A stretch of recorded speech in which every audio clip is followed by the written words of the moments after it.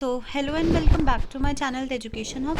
तो इस वीडियो में हम 23 दिसंबर को जो सीटेट हुआ था फर्स्ट शिफ्ट का, उसका हम पेपर 2 देखेंगे। पेपर 2 इसमें इंग्लिश है। मैं नेक्स्ट वीडियो में पेपर 1 इंग्लिश और पेपर 2 हिंदी पे भी वीडियो बना दूंगी, वो मैं शायद कल या परसों तक भी अपलोड कर दूंगी। तो अभी इसमें हम देखेंगे, इसमें हमें 3 चीज़ देखनी है। 23 दिसंबर का ये पेपर है और ये लैंग्वेज 2 है हमारी।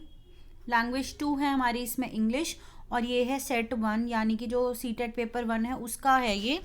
तो अब देखते हैं, और मैं पैसेज पूरा रीड नहीं करने वाली, और ये एक्सपेक्टेड आंसर्स है, मतलब मेरे अकॉर्डिंग ये आंसर्स राइट है। अगर आपको लगता है इसमें कि कोई और ऑप्शन होना चाहिए तो आप मुझे कमेंट सेक्शन में बता सकते हैं, आई विल एक्सेप्ट दैट। और अगर किसी को किसी और सेट के सॉल्यूशन चाहिए तो मैं अपना टेलीग्राम लिंक मेंशन कमेंट में पिन कर दूंगी, और ईमेल आईडी भी पिन कर दूंगी। आप वहाँ पे मुझे उसको मेल कर सकते हैं, मैं उसके सॉल्यूशंस भी ट्राई करूँगी कि मैं जल्दी से जल्दी अपलोड कर दूँ। अब हम इस फर्स्ट क्वेश्चन का देखते हैं। और यस, मैंने आपको पहले भी बताया था कि क्वेश्चन जम्बल्ड फॉर्म में हो सकते हैं। कोई आपका क्वेश्चन ज़रूरी नहीं कि वो मेरा भी वही ऑप्शन होगा उसमें, मतलब वही क्वेश्चन 1 मेरा भी होगा। तो देखते हैं, select the best option which is true according to the passage. तो क्वेश्चन 1 का जो करेक्ट आंसर होगा वो होगा ABC, यानी A B and C are true. ठीक है, तो इसका होगा ऑप्शन नंबर 4। ऑप्शन नंबर 4 इसका करेक्ट आंसर होगा। Next is question number 2। Question number 2 में क्या कह रहा है कि कौन से सेंटेंस में एरर है। तो एरर हम देखते हैं, एरर है हमारा, देखे तो टू कोप अप विद में एरर है, जो कि है बी पार्ट। और देखिए बी पार्ट यहाँ कौन से में दे रखा है, थर्ड। तो ऑप्शन नंबर जो थर्ड है वो इसका करेक्ट आंसर होगा।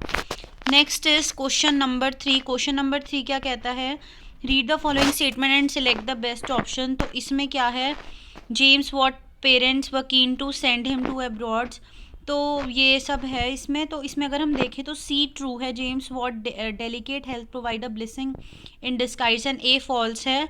ठीक है, तो इसका है ऑप्शन नंबर, 1 सेकेंड मैं एक बार रीचेक कर लूँ। हाँ, क्वेश्चन नंबर 3 का है ऑप्शन नंबर 4। ऑप्शन नंबर 4 इसका करेक्ट आंसर है।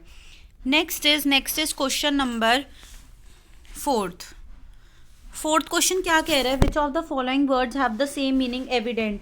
एविडेंट का क्या मतलब होता है, एविडेंट मतलब कि क्लियर। जब हमें किसी कोई चीज़ से बात क्लियर हो जाए वो होता है हमारा एविडेंट। तो इसका ऑप्शन नंबर 2 जो है वो करेक्ट होगा। Next is question number 5।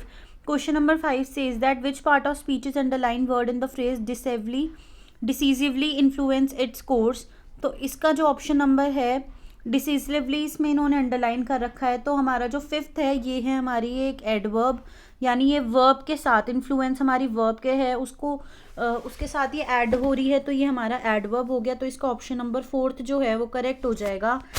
Next is question number 6। Question number 6 is read the following statement. James Watt was rewarded for his efforts by the state authorities, Watt father wanted him to become a scientist. तो अगर हम इस statement में देखिए कि दोनों ही false हैं, क्वेश्चन नंबर 6 में दोनों फॉल्स हैं, तो ऑप्शन नंबर 4 जो है वो करेक्ट होगा। Next is question number 7। Question number 7 कह रहा है विच of the following option is true. तो मैं पूरा क्वेश्चन रीड नहीं कर रही हूँ, बस मैं मेन आंसर बता देती हूँ। James Watt invention of steam engine foreshadow the industrial revolution. तो इसका ऑप्शन नंबर 1 करेक्ट होगा। Next is question number 8 is which of the following word is the antonym of delicate. Delicate का antonym word क्या होगा, तो delicate का antonym word होता है फ्लॉड। तो इसका होगा ऑप्शन नंबर 3। ठीक है, next is question number 9। Question number 9 says that the passage is about. ये पैसेज किसके बारे में है, तो ये पैसेज है remarkably famous man who fought against the harsh and authoritarian British regime, यानी कि ऑप्शन नंबर 4 जो है इसमें करेक्ट हो जाएगा। Next is question number 10। Question number 10 says that which of the following word have the same meaning. ठीक है, इनडॉबिटेबल के किस क्या मतलब होता है, तो इसका मतलब होता है ब्रेव, जो बहादुर हो। तो ये इसका करेक्ट आंसर है। Next is 11th question. 11th question पे देखते हैं, एरर हमें बताना है कौन से वर्ड में एरर है, तो अगर कौन सी लाइन में एरर है। तो अगर हम देखें that he will not come, अगर यहाँ पे विल की जगह वुड हो जाता तो ये सही हो जाता, तो ऑप्शन नंबर 2 इसका सही आंसर होगा। ठीक है, नेक्स्ट क्वेश्चन देखते हैं, क्वेश्चन नंबर 12। क्वेश्चन नंबर 12 क्या कह रहा है, read the following statement and select the correct option. तो इसमें अगर हम देखें तो इसमें है both A and B are true. मैं ये क्वेश्चंस पहले ही रीड कर चुकी हूँ और मैंने आंसर्स अपने पास मार्क कर लिए थे, इसलिए मैं पूरा पूरा रीड करके नहीं बता रही हूँ। Next is question number 13, the author present Birsa Munda as. तो उसने एक पैट्रियट की तरह उसे रिप्रेजेंट करा है, प्रेजेंट करा है। Next is what protects it, zamindar use to prey upon the tribals. तो इसका ऑप्शन है देवर मॉडर्नाइजिंग एग्रीकल्चर, वो अपने एग्रीकल्चर को मॉडर्नाइज कर रहे थे। And the last question from the passage is which of the following word is antonym of word foreign. तो फॉरेन का अगर हम एंटोनिम देखें तो वो होता है नेटिव। हमारे एरिया में ही जो रहते हैं हम उनको नेटिव पीपल्स बोलते हैं। नेक्स्ट इज ये पेडागोजी के क्वेश्चंस आ गए हैं। क्वेश्चन नंबर अगर हम 16 देखें तो विच of the following method of language teaching is learning outcome focus. तो लर्निंग आउटकम है वो किस में फोकस किया जाता है, कॉम्पिटेंसी बेस्ड लैंग्वेज टीचिंग में जो है लर्निंग आउटकम फोकस किया जाता है। The process through which a learner learns reading, बच्चा कैसे रीडिंग सीखता है, तो अकॉर्डिंग टू मी वो फॉर्म पे अगर हम फोकस करें तो बच्चा एक लैंग्वेज को सीख जाएगा। Next is question number 18। Question number 18 says that when a child learns a language as a second or third language, it is assumed as, so the correct answer will be fourth because it is language learning, not language acquisition. Language acquisition is that language which we get from our mother or which we say that it is a mother tongue. So the correct option will be language learning, option number 4th. Next is question number 19. Question number 19 says that which one of the following is not true in language learning. Okay, so if they are saying that mother tongue interferes the learning of second language, it is wrong, क्योंकि जो mother tongue होती है वो हमारे को help करती है, कोई भी लैंग्वेज लर्नने को इंटरफेयर नहीं करती, वो हेल्प करती है। 20th क्वेश्चन है, अ class teacher divide her class into groups and 4 and through brainstorming and discussion she assigned the groups the theme of landscape building etc. through question and write a short report on them. What is the task known as? अगर हम इन task को देखें तो हम इन task को basically बोलते हैं, जैसे हम बच्चों को बाहर लेके जाते हैं, अकॉर्डिंग टू मी इसका आंसर एक्सकर्जन होगा। अगर आप, मुझे इसमें थोड़ा डाउट है, अगर आपको सही आंसर पता है तो आप मुझे कमेंट सेक्शन में बता सकते हैं। A teacher collect the instances of learning and performance of learner and make a note of them in a report in the assessment record. What is this assessment process known as? So this is known as portfolio. So the correct option will be first. Now moving to our question number 22. What is the status given to Hindi language in the Constitution of India? So it is our official language. So the correct option will be 2. Question number 23. A teacher of class 5th asks her student to discuss in the group about what they like and what they do not like and then note down ideas to write in few sentences. Students noted down their idea, develop an outline and wrote a paragraph. What will you call this approach? We will call this approach as, according to me, it's process approach.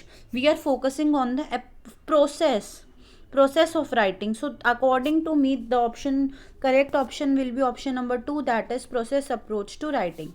Next is question number 24. Which of the following statement is true of learning a language? So the correct option will be, according to me, it's reading develops before writing, because we know जब बच्चा लिखने से पहले क्या करता है, वो reading करना सीख जाता है। बट आई थिंक मुझे थोड़ा डाउट है उसमें, तो वो आप चेक कर लेना। Error of learning during the early years, जो एरर्स बच्चे करते हैं शुरुआती ईयर्स में, should be brought to their notice through practice. उन्हें प्रैक्टिस करवा के उनको वो नोटिस करवाना चाहिए। अब देखिए, जो टीचर्स अपने स्कूल में, जैसे हमने देखा है, कुछ ऐसे ऑब्जेक्ट्स लाती है जो वो अपने घर से ही लेकर आती है, कुछ बर्तन वो अपने घर से ही लेकर आती है, तो उनको हम बोलते हैं रियलिया। रियलिया क्या होता है? रियल ऑब्जेक्ट, जिसको हम देख के कुछ भी अपना टॉपिक को पढ़ाएं। Next is question number 27. Question number 27 says that a teacher of class 4 gave lots of sentences. हाँ, so ये वाला क्वेश्चन है, टू इन इनटू, मतलब ये कई सारे सेंटेंसेस देती हैं और बाद में उन्हें बताती हैं पोजीशन वर्ड्स है, बाद में उनको बोलते हैं ना हम प्रीपोजिशन बोलते हैं। तो इस मेथड को हम क्या कहेंगे? तो अकॉर्डिंग टू मी इस मेथड को हम कहेंगे कॉन्शियस रेजिंग। मेरे अकॉर्डिंग इसका यही ऑप्शन होगा, ऑप्शन नंबर 3। इसको भी आप चेक कर सकते हैं, मुझे 1-2% इसमें डाउट है, बट 90% आई थिंक इसका आंसर यही होगा, option number 3। Next is question number 28। एक क्लास टीचर जो होती है थर्ड क्लास की, तो वो बच्चों को फ्लावर और लीव्स कलेक्ट करने को बोलती है नेबरहुड से। तो वो क्या करने की कोशिश कर रही है? वो करने की कोशिश कर रही है बच्चों की नॉलेज को, वो क्लासरूम नॉलेज को बाहर से कनेक्ट करना चाह रही है, तो इसका ऑप्शन नंबर 2 होगा। Next is question number 29, which of the following way is appropriate with regard to using stories in language classroom. तो स्टोरी हम क्यों यूज़ करते हैं, क्योंकि हम स्टोरी को एज अ स्ट्रैटेजी यूज़ करते हैं, बच्चों को पढ़ाने के लिए एज अ स्ट्रैटेजी होती है हमारी।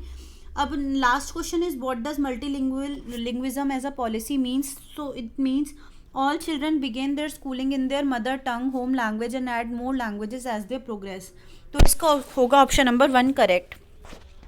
तो ये इंग्लिश के जो इंग्लिश थी लैंग्वेज 2, मेरे अकॉर्डिंग ये सारे आंसर्स जो हैं अगर देखा जाए तो ओवरऑल 30 में से 28 29 मेरे अकॉर्डिंग आंसर सही होंगे। शायद सारे आंसर भी ठीक हो, लेकिन अगर किसी को कोई डाउट होता है तो वो मुझे कमेंट में बता सकता है। And if you like watching the education of videos, तो do subscribe to my channel. Thanks for watching.